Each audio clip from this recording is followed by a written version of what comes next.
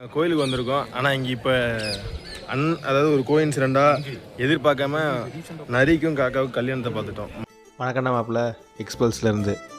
Welcome to the 5th episode of நாங்கள் 8 பேர். நாங்கள் போகிறோம் தஞ்சாவூர். நேற்று தான் பையன் கட்டின கோயிலை பார்த்துட்டு வந்தோம். இன்றைக்கி அவங்க அப்பா கட்டின கோயிலுக்கு வந்திருக்கோம். பையனே அப்படி கட்டியிருக்காருண்ணா, அப்பா என்ன சும்மாவா?